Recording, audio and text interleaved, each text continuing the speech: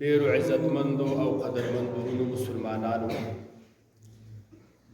الله سبحانه و تعالی سره زما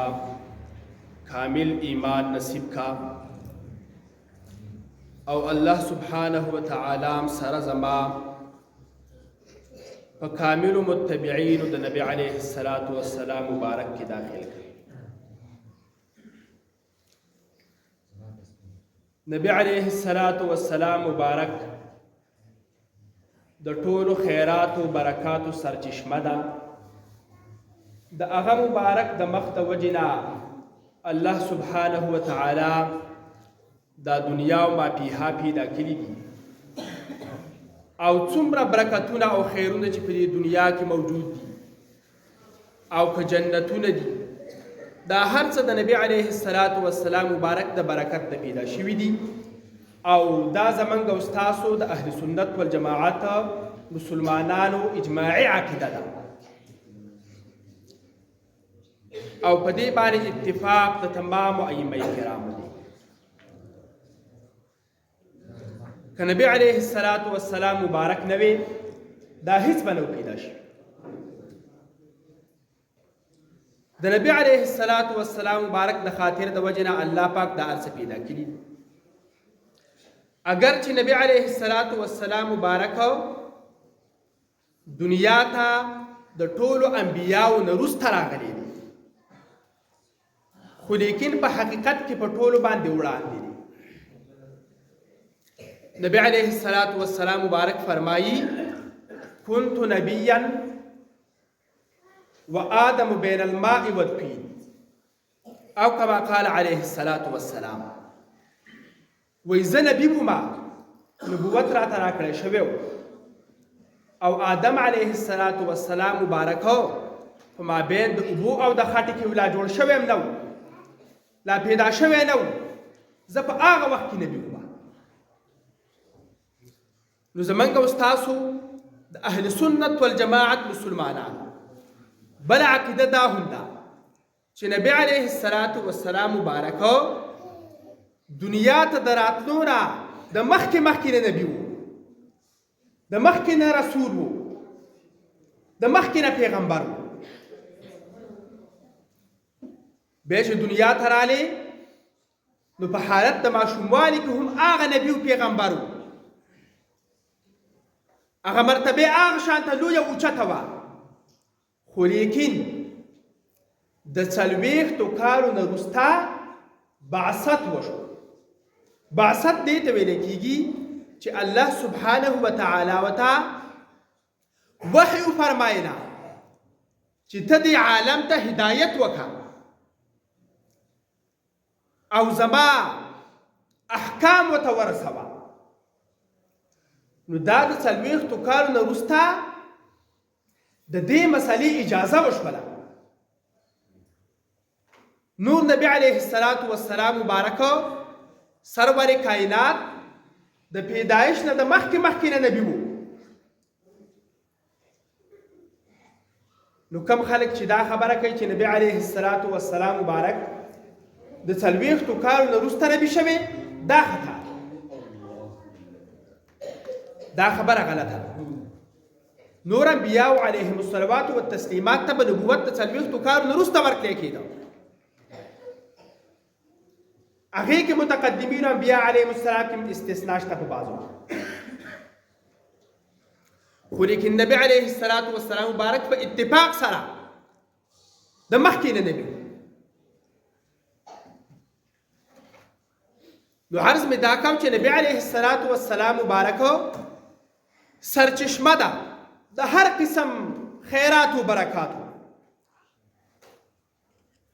د نبی علیه الصلاۃ والسلام مبارک د خاطرنا الله سبحانه و تعالی منګ او تاسو ته دا عظیم کتاب قرآن عظیم الشان هم راکړي. د نبی علیه الصلاۃ والسلام مبارک ډیر بشماره برکتونه دي. یو برکت پکې دا قرآن عظیم الشان دی او دا هغه عظیم برکت دی چې تر قیامت پورې به دا باقي وي. او نبی علیه الصلاة والسلام مبارکو دا تسلی پرېښې د پاره د خپل امت په مخکینو دینونو کې کتابونه نازل شوي تورات زبور انجیل صحائف خو لیکن هغه باقي پاتې نه شو په هغو کې د هغه امتونو کافرانو تحریف وکړو ګډوډ یې کړل د ځان نه پکې خبرې داخلې کړي د الله حکمونه یې وران کړل دې ته تحریف وایي نو په هغه کتابونو کې تحریف وشو روح پاتې نه شو خو لیکن قرآن عظیم الشان دا هغه عظیم کتاب دی چې الله سبحانه وتعالی په خپله د دې د حفاظت وعده کړې ده انا نحن نزلنا الذکر وانا له لحافظون الله سبحانه وتعالی فرمایي چې دا ذکر قرآن عظیم الشان ما نازل کړی دی او زه خامخا د دې حفاظت کوونکی یم په دې کې څوک ګډوډي نشي راوستلی او که څوک پکې ګډوډي راولي د هغې غلا به په خلکو باندې ښکاره کېږي داسې نشي کېدی چې په قرآن عظیم الشان کې د ګډوډي راوستی شي او هغه دې پټه پاتې شي او خلک دې په هغې باندې ګمراه شي دا ناممکنه ده ځکه الله سبحانه وتعالی د حفاظت د قرآن عظیم الشان وعده فرمایي نو د نبی علیه الصلاة والسلام مبارک د برکتونو ده یو ډیر لوی برکت دا قرآن عظیم الشان دی چې موږ او تاسو ته تر اوسه پورې راچلیږي او د قیامت پورې په دې کې څوک تحریف نشي کولی او زمونږ او ستاسو دپاره دا ذریعه د هدایت ده قرآن عظیم الشان ذریعه د هدایت ده خو ذریعه د هدایت هغه ده چې ته خو یې ولولې ته خو په ځان پوهه کړي دا قرآن عظیم الشان ماته څه وایي کوم احکام یې راته راوړي دا زده کړي نو دا ستا دپاره ذریعه د هدایت ده د قرآن عظیم الشان د لوستلو ډیر زیات فضایل او برکتونه دي بلکې قرآن عظیم الشان ته صرف او صرف نظر کول په دې کې هم انتهایي برکتونه دي د قرآن عظیم الشان په لوستلو کې هم برکتونه دي او د قرآن عظیم الشان د علم په حاصلولو کې خو بیا خود برکتونه دي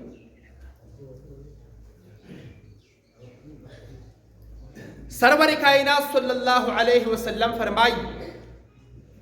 خیرکم من تعلم القرآن وعلمه ډیر غوره په تاسو کې هغه انسان دی چې قرآن عظیم الشان یې په خپله باندې هم یاد کړو او نورو خلکو ته هم وښوده دا انسان په ټولو کې غوره دی نو استادان د قرآن عظیم الشان کم قاریان صاحبان کم حافظان چې دې ماشومانو ته دا قرآن پاک وي د هغو په حق کې نبی علیه الصلاة والسلام مبارک فرمایي چې خیرکم من تعلم القرآن وعلمه ډېر غوره هغه انسان دی چې قرآن عظیم الشان یاد کړو او نورو ته یې وښودو نو د قرآن عظیم الشان د طالبانو دپاره هم دا یو ډېر لوی زیری دی او د قرآن عظیم الشان د استادانو دپاره هم دا یو ډېر لوی زیری دی بل حدیث شریف کې راځي نبی علیه الصلاة والسلام مبارک فرمایي چې د قیامت په ورځ باندې به د هغه ماشومانو چې کومو ماشومانو قرآن عظیم الشان حفظ کړی دی او یاد کړی دی د هغوی مور او پلار ته به د جنت اعلی جامې ور واغوستلی شي دی به تپوس وکړي دا په څه سبب باندې موږ له راکړی شو نو وینا به ورته وشي چې ستا بچو قرآن عظیم الشان لوستلی دی قرآن عظیم الشان یاد کړی دی د هغې په سبب باندې نن تا ته دا جزا میلاویږي دا ثواب درته میلاویږي نو که د قرآن عظیم الشان هغه طالبانو ته استادانو ته اجر او ثواب میلاویږي نو دغه طالبانو هغه مور او پلار ته هم د دې اجر او ثواب میلاویږي او هر هغه انسان چې د دې ماشومانو سره همدردي کړې ده د دې سره مدد کړې ده په حفظ د قرآن عظیم الشان کې دې ورې وظیفه ورکړې ده دې ورې ډوډۍ ورکړې ده دې ته دا مقبره هم کړې ده چې تاسو قرآن عظیم الشان یاد کړئ د هغه ټولو دپاره پکې زیری دی او هغه ټولو ته به د قرآن عظیم الشان هغه برکات رسي حافظ د قرآن ته به د قیامت په ورځ باندې وویلی شي اقرأ قرآن عظیم الشان لولا ورتقي وخیجه په دې درجاتو د جنت کې د جنت درجې دي په دې درجو کې ته بره خیجه فإن منزلك عند آخر آية تقرأها ستا مرتبه د جنت کور دی په هغه ځای کې دی چې په کوم ځای باندې ستا اخرنی آیت ودري نو د قرآن عظیم الشان 6,600 آیتونه دومره ډېرې درجې به حافظ د قرآن عظیم الشان خیجي یوازې به ځان نه خیجي بلکې حافظ د قرآن عظیم الشان ته الله سبحانه وتعالی په خپل خاندان کې دا اختیار ورکوي چې ستا په خاندان کې هغه 10 کسان چې د هغو باندې دوزخ لازم شوی دی دوزخ ته به ځي د هغو شفاعت وکړه به جنت ته داخلو ستا په شفاعت د قرآن عظیم الشان د طالب دا عظمت شان دی د خپل اهل بیت شفاعت به کوي 10 کسان به ځان سره نورم جنت ته داخلوي او دا قرآن عظیم الشان به د دې حافظ دپاره د دې طالب دپاره او د هر لوستونکي د قرآن دپاره به قرآن عظیم الشان په خپله باندې شفاعت کوي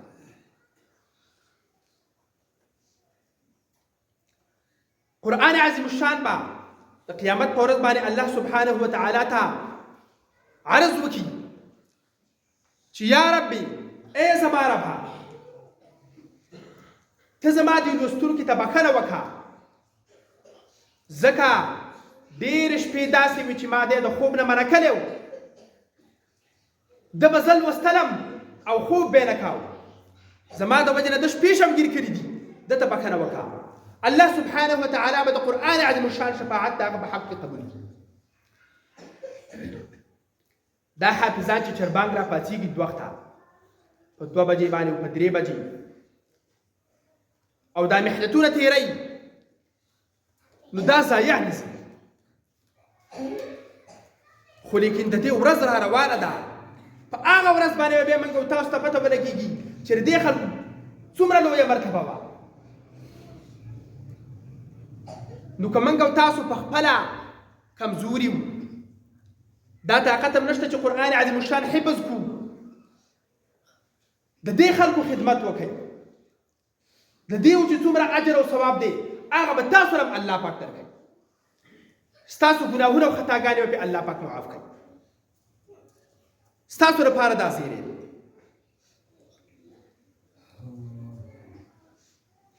نو عرض مې دا کاو چې قرآن عظیم الشان یو لوی برکت د نبی علیه الصلاة والسلام مبارک دی چې موږ او تاسو ته راغلی او د دې قرآن عظیم الشان په سبب باندې د نبی علیه الصلاة والسلام مبارک په امت کې هغه خیرات او برکات خواري مشهوره واقعه ده تاسو اورېدلې ده یو شپنکی و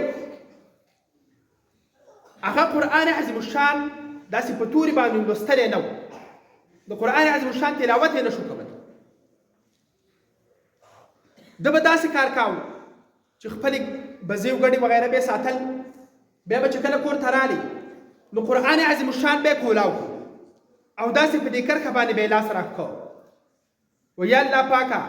په دې کرښه کې چې تا کوم څه ویلي دا حق او رښتیا دي زما په ایمان دویمه کرښه داسې ګوته به یې پرې راکړه یا الله په دې کې چې څه تا ویلي دي په هغه زما ایمان دی دغه شانته درېیم او څلورمه پاڼه به یې واړوله په دې وزن باندې به قرآن عظیم الشان ختماو بیا به بېله سره شروع کاو بس صرف دقه چې قرآن عظیم الشان ته به یې کتل او د قرآن عظیم الشان تصدیق به یې کاو چې ایمان مې دی هغه شپنکی چې کله وفات شو د هغه د قبر د خوشبويي روانه شوه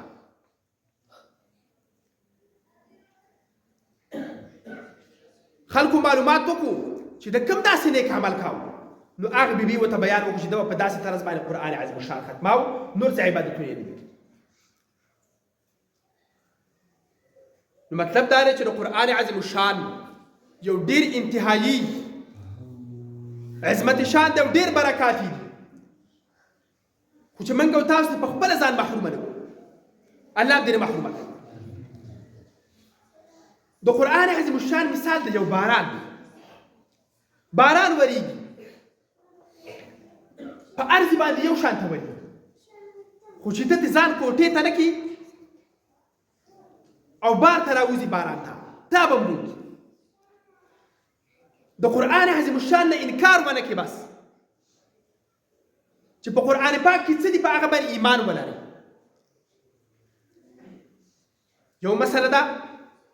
دا دعوه خو هر سړی کوي چې ما په قرآن پاک باندې ایمان لري نو څوک انکار خو ښکاره نشي کولی خو لیکن داسې ګمراهان را پیدا شوي چې ته خبرېږي د قرآن عظیم الشان نه به منکر کړی